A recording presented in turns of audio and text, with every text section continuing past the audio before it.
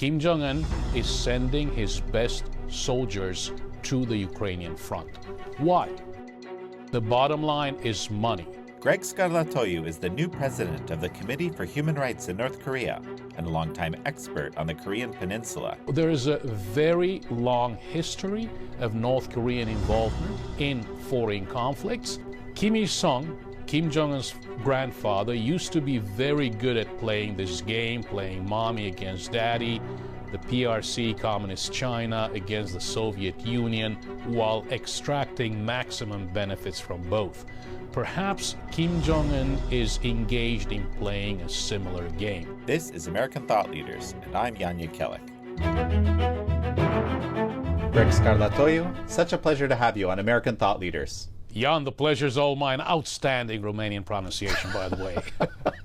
Okay, listen, but we're here to talk about North Korea, okay? And it's very interesting. Recently, we've been alerted to the fact that there's North Korean soldiers in Ukraine.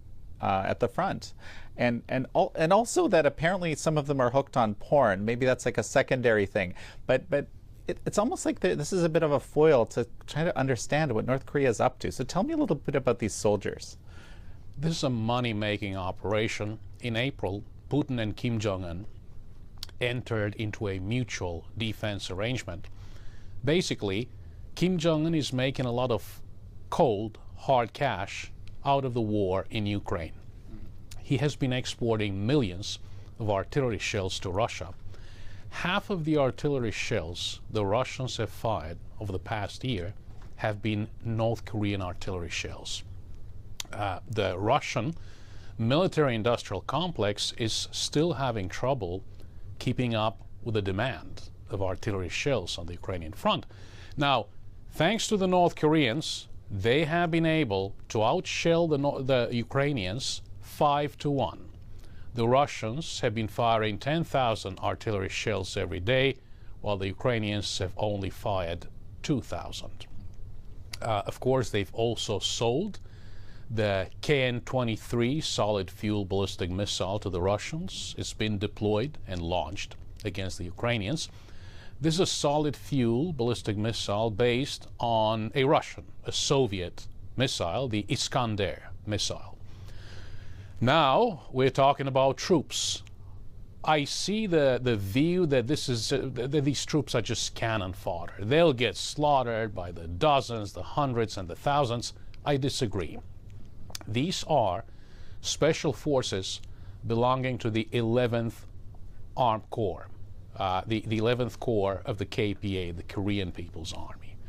So under the 11th Corps, they have about 100,000 special forces.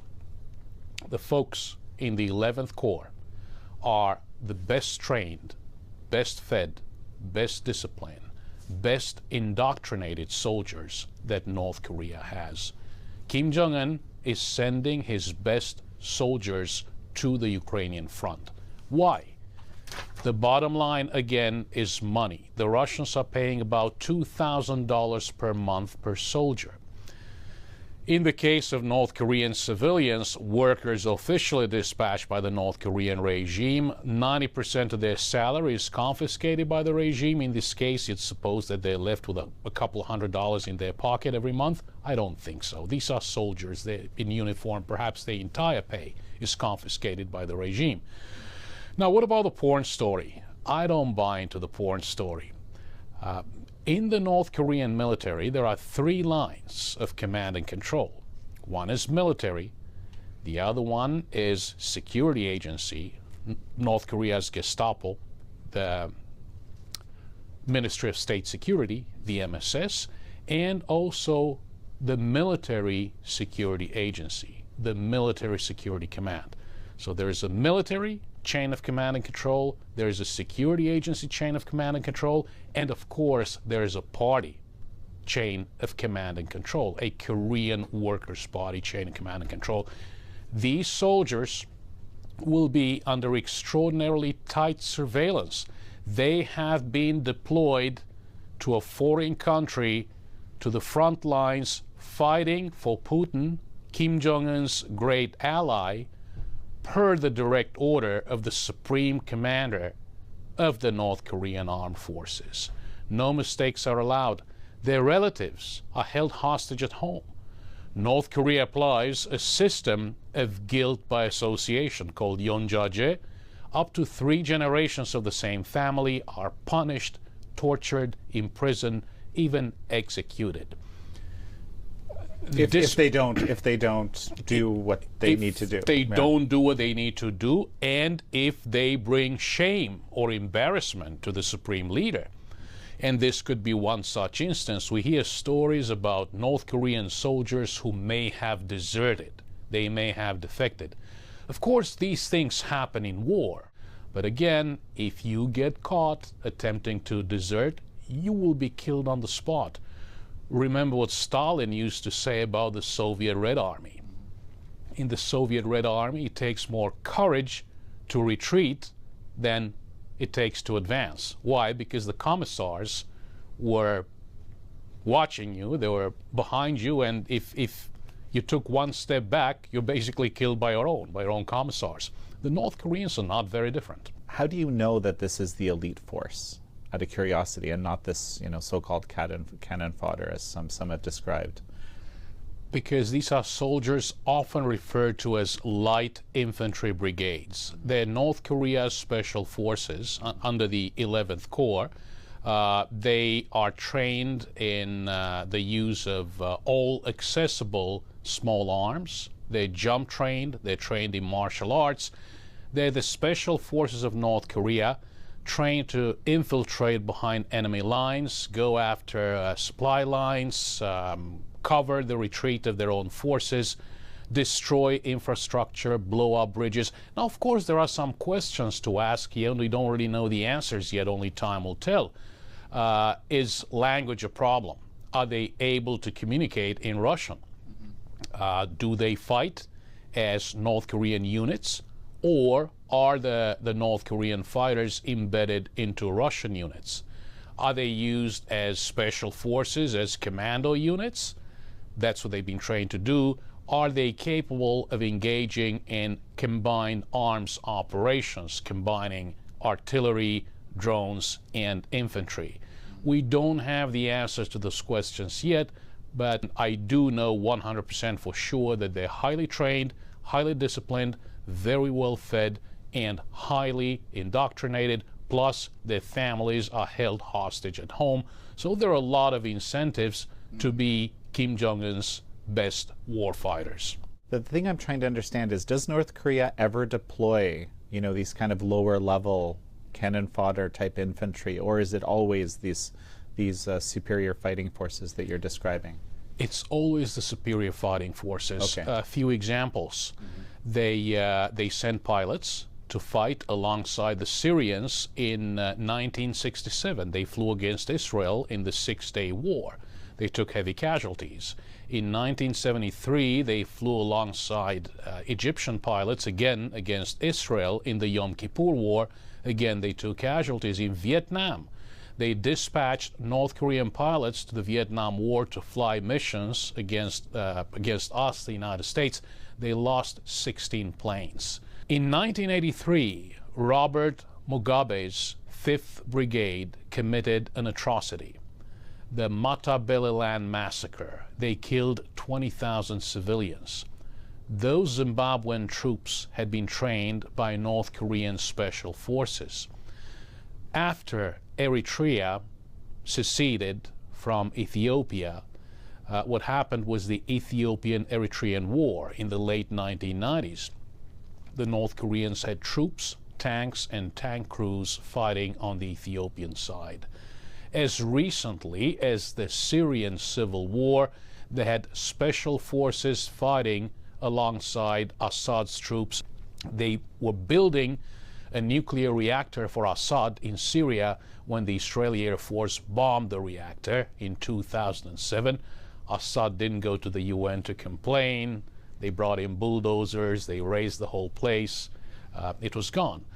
Of course, they've been proliferating instability and violence to the Middle East, to Iran, and Iran's terrorist proxies, Hezbollah, Hamas, the Houthi rebels in Yemen. all of this proliferation of instability and violence has been directed at our greatest ally and only ally in the Middle East, the state of Israel. So there is a very long history of North Korean involvement in foreign conflicts.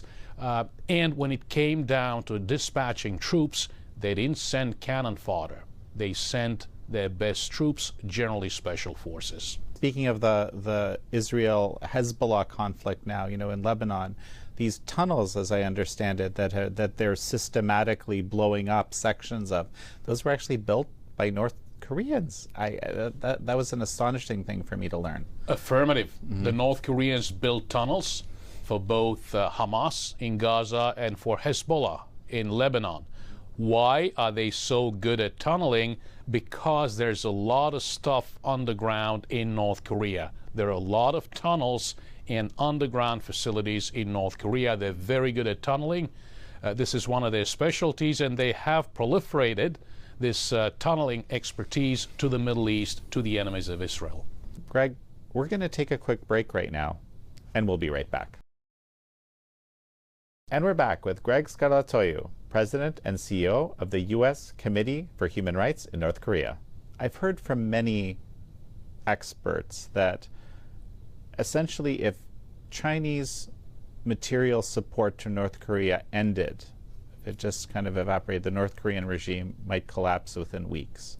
I'm curious what your view of that is, because on the one hand we have this huge money-making operation through weapons, through soldiers and so forth, right? You're arguing this is his, part of his economic engine. On the other hand, there's this, significant, and I'm going to get you to tell me how significant, dependency on Chinese money. And the argument is, the Chinese Communist Party basically gets to say, well, look at this, pariah regime. Look at the terrible things we do. We're much better than them. Or something like that. Your thoughts? To China, North Korea continues to be a vassal, an ally, a vassal, a buffer zone between South Korea, a friend and ally of the United States, and China, and also bargaining chip. There have been ups and downs in the relationship between China and North Korea. China has sometimes been extraordinarily annoyed with North Korea. Even nowadays, when Kim Jong Un and Xi Jinping met in China, Kim Jong Un pledged to consult with China when it came to important strategic decisions. Apparently, he didn't consult with China prior to launching the so-called satellite, and he didn't consult with China properly prior to providing ammunition, artillery shells, ballistic missiles, and even troops to Russia. Now, is this a deal breaker? Absolutely not. It's just like the nasty boy who goes to school, does some nasty things, North Korea, and the principal calls the parents to come to school. This is China. The kid might get slapped around a little bit, get a little bit of a spanking, but fundamentally, he's still their kid. So this is not going to be a deal breaker. Kim Il-sung, Kim Jong-un's grandfather, used to be very good at playing this game, playing mommy against daddy, the PRC, Communist China, against the Soviet Union, while extracting maximum benefits from both. Perhaps Kim Jong-un is engaged in playing a similar game. What do you make of Trump 45's relationship with Kim Jong-un? Multiple U.S. presidential administrations have attempted to engage the North Koreans, to engage in diplomatic dialogue with the North Koreans. All of these attempts have failed. I would not blame us, the United States. I will blame the North Korean regime for having zero credibility, for having breached each and every promise they made through a negotiated deal. During the Clinton administration, there was the 1994 Geneva Agreed Framework. They developed a clandestine uranium enrichment program that fell apart. During the Bush administration, we had the six-party talks. They breached the terms of the agreement. It fell apart. The 2012 Leap Day Agreement, Ambassador Glenn Davis here, former Special envoy for North Korea policy, the first vice minister of foreign affairs at the time, Kim Kye-gwan, no more nukes, no more tests, no more ballistic missile launches. 2 weeks later, they announced a so-called satellite launch. They proceeded with the launch just ahead of the centennial anniversary of Kim Il-sung's birthday on the 15th of April, 2012. The launch happened 2 days before that. They failed then, they succeeded later. So President Trump tried something new. President Trump experimented with a tool in the diplomatic toolkit that had not been employed before, the summit meeting. It makes good logical sense. If this is a top-down system with a supreme leader at the top, what else can we try?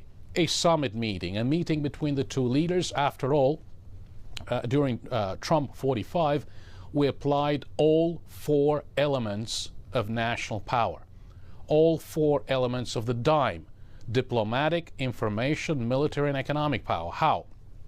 Diplomatic, through the summit meetings in Hanoi, Vietnam, in Singapore, and then in Hanoi, and then very briefly in Panmunjom on the Korean peninsula. We applied information to a certain extent through information campaigns, information sent into North Korea through funding organization endeavoring to do that. Military power, of course, through strengthening the U.S.-South Korea alliance and the U.S.-Japan alliance, and economic through sanctions. So this was part of that. In my view, perhaps for President Trump, this is still unfinished business. Perhaps there will be some way to try once again to solve, let's say it, one of the most serious security threats facing the United States and our allies. I talked to a lot of members of the European Parliament. My organization and I have built a lot of great transatlantic bridges. The Europeans are very worried. You know, we've been talking about nukes and missiles and human rights violations. Of course, they care. These issues are somehow remote. They're no longer remote. The North Korean threat has arrived on the doorstep of Europe. There are troops in Ukraine. Everybody realizes the urgency of this matter. So, while this is difficult, the greatest difficulty is the following. When we go to school and study our conflict resolution, we learn about the ZOPA, the zone of possible agreement. We learn about the BATNA, the best alternative to a negotiated agreement. The North Koreans don't go to the school of the ZOPA or the BATNA. The North Koreans go to the school of the zero-sum game. Your loss is my gain. What do they want? They want the so-called denuclearization of the entire Korean peninsula. There have been no nuclear weapons in South Korea since 1991-1992. The tactical nuclear weapons in South Korea were removed at that time. What they mean by this is the removal of South Korea from the protection of the U.S. nuclear umbrella, the dismantlement of the U.S.-South Korea strategic alliance. So, what do we want? We want CVID, complete, verifiable, irreversible denuclearization. Where's the middle ground? There's no middle ground. There's no ZOPA. There's no zone of possible agreement. Where does human rights fall into this? Well, you know, there were some very high points during Trump 45, for example, and I had a hand in this. I'm the one who selected, recruited, and brought Ji-sung over to participate in the State of the Union address. So we had a disabled North Korean human rights activist, a former North Korean, a defector, participating in the State of the Union address, meeting with the president in the Oval Office together with 7 others. I selected, recruited those 7 others as well, good friends and colleagues. President Trump gave a great speech on the 7th of November 2017 in Seoul before the South Korean National Assembly.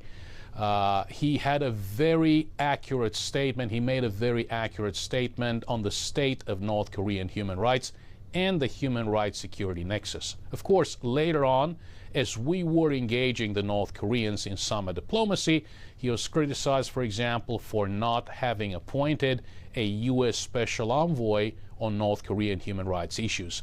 I agree that perhaps we had and perhaps we still have too many special envoys, but this position is one that we really need. It's a position that we need. It's a position that needs full support. So that's what you're hoping for in this future administration? That's what I'm hoping for, yes. And of course, the UN is no silver bullet. The UN has severe limitations. And yet, there are some good things done through the UN at the time. The Trump 45, the first Trump administration, was somehow reluctant to place the North Korean human rights issue on the agenda of the UN Security Council for a few years, presumably because we were engaging them through summit diplomacy. But no empty promises were made. There was no arrangement bringing any kind of damage to U.S. national security or to the peace and security of the Northeast Asia region or South Korea. So we'll have to see. I mean, fundamentally, over the long run, we'll have to keep doing what we've been doing, basically ensure deterrence. Deterrence is very important, and of course, extended deterrence. And the presence of U.S. troops on the Korean peninsula in South Korea is very important. South Koreans are great soldiers, great war fighters. The presence of our armed forces, the presence of U.S. forces, Korea and South Korea, is important because it provides a very powerful deterrent. It's not about fighting a war. It's about preventing a war. And that's the very important role played by the U.S.-South Korea alliance. So we'll have to continue to deter and contain North Korea. They have developed tremendous, I have to say, long-range ballistic missile capabilities. By now we are certain that they can reach the continental United States.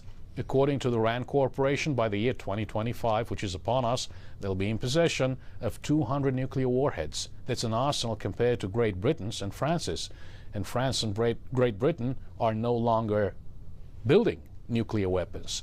So, of course, we'll have to work on improving our own missile defenses as well. In the meantime, we will have to concentrate on the human rights security nexus, and again, concentrate on very meaningful and effective information campaigns meant to empower the people of North Korea through information from the outside world, meant to induce eventual peaceful transformation of North Korea. Well, Greg Scarlatoiu, such a pleasure to have had you on. Sir, Jan, the pleasure has been all mine. Thank you. Thank you all for joining Greg Scarlatoiu and me on this episode of American Thought Leaders. I'm your host, Jan Jekielek.